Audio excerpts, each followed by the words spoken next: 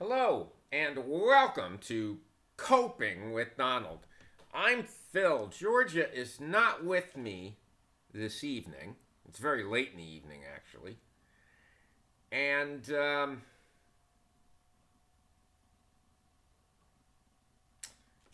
I wanted to talk tonight about something that's serious. It's kind of better she's not here, just in case there's a lot of flack at me for saying this, maybe official governmental flack, because I'm not going to pull any punches on this. I want to talk about Ashli Babbitt. And Ashli Babbitt was a young woman who died on Insurrection Day, the 6th of January in 2021. She was 30. She was in her mid 30s. She was young.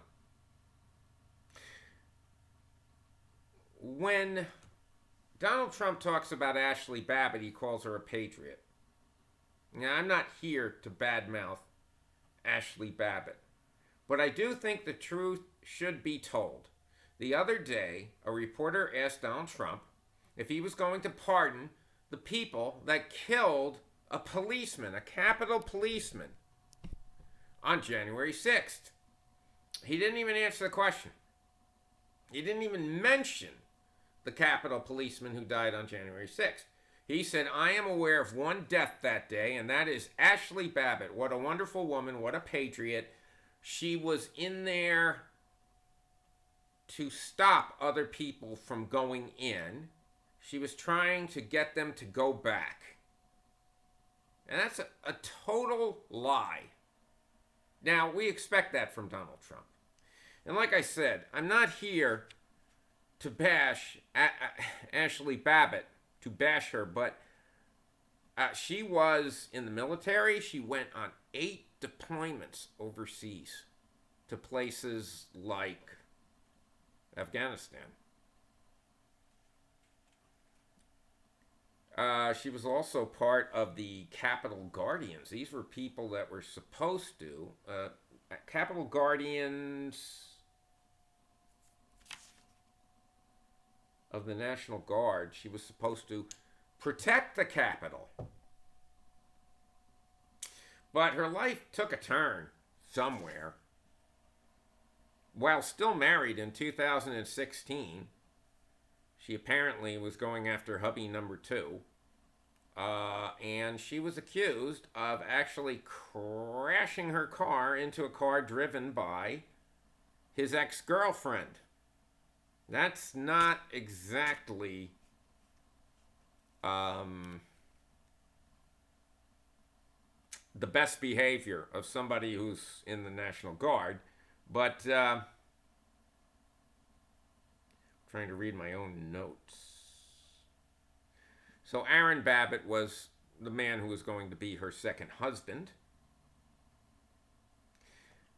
And after that, she started getting more and more close with Qanon.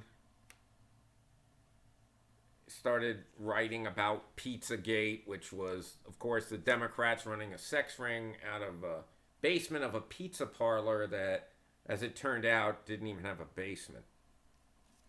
All the QAnon stuff that you're used to hearing. When she went on January 6th, she was wearing a Trump flag as a cape, which is not in itself illegal. However, instead of encouraging people to go out, she was inside the Capitol and trying to get into the Speaker of the House's lobby. It had been barricaded. The door had been. A window was broken. 2 men hoisted her up, or 2 people hoisted her up. And she was trying to be the first one through the broken glass into the Speaker's lobby room, while others were pounding on the door. She was told not to do that. She persisted anyway. She was shot. And unfortunately, she died. Now, this is not going to be to judge her. It's about what Trump said. She was not trying to get other people to go out. She was not outside. She was not at the Capitol door. She was inside the Capitol trying to be the first into another room. I'm so tired of his lies, first of all. But the point I want to make about Ashli Babbitt is that there was a point in her life where she never would have done something like that. She was in our military. There was a point where she would never believe those things. But she was convinced to do that by Qanon, by TV news, by people like Tucker Carlson and Sean Hannity and Judgy Jeanine Pirro. Those kind of people. And then, of course, she probably had some MAGA friends who were the final convincers for her to do that. If it were not for Donald Trump and the things that he said and the lies that he told people and his insurrectionist speeches leading into that day and on that day, Ashli Babbitt would never have gone to the Capitol, would never have been inside the Capitol, would never have been shot. I think that Donald Trump, I would not be surprised if he did not give her a posthumous, I think that's the word, I hope it is, Medal of Freedom, Medal of Honor. And in fact, I wouldn't be surprised if he had a monument built for her and placed in Washington. Honest to God, I would not be surprised by that.